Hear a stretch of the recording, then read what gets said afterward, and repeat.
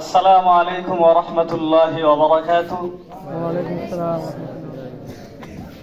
আজকের স্মরণকালের স্মরণীয় দিনকে আমরা সামনে রেখে প্রজাতন্ত্র দিবস ভারতবর্ষের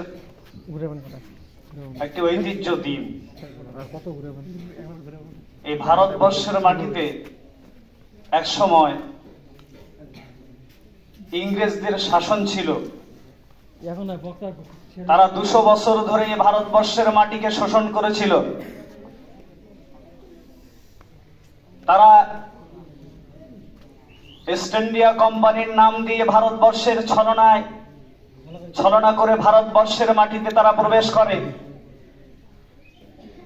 দীর্ঘ 100 বছরের প্রায় কাছাকাছি তারা আমাদের ভারতবর্ষকে শোষণ করেছিল। সেই সময়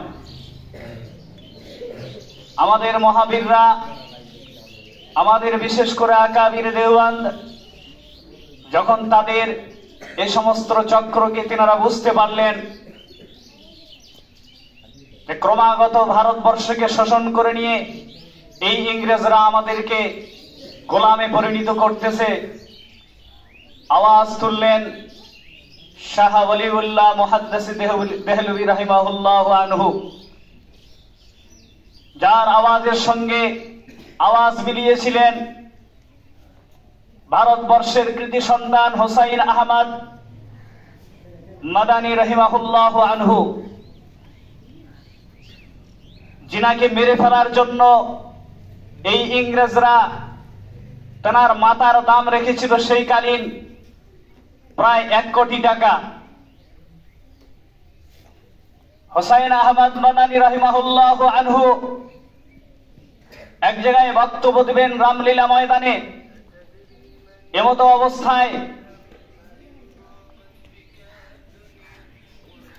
রামলীলা ময়দানে তিনি যে বক্তব্য দেবেন, এই কথা এলান হয়ে গেল হুসাইন আহমদ মাদানী সেখানে যেতে পারবে না। আমাদের বুজুর্গ হযরত হুসাইন আহমদ মাদানী রাহিমাহুল্লাহু আনহু ইংরেজদের আড়াল হয়ে তিনি পৌঁছে গেলেন রামলীলা ময়দানে। তেনাকে গুলির অর্ডার করা হয়েছিল, এমনকি তিনার বুকের উপরে গুলি পর্যন্ত চালানো হয়েছিল।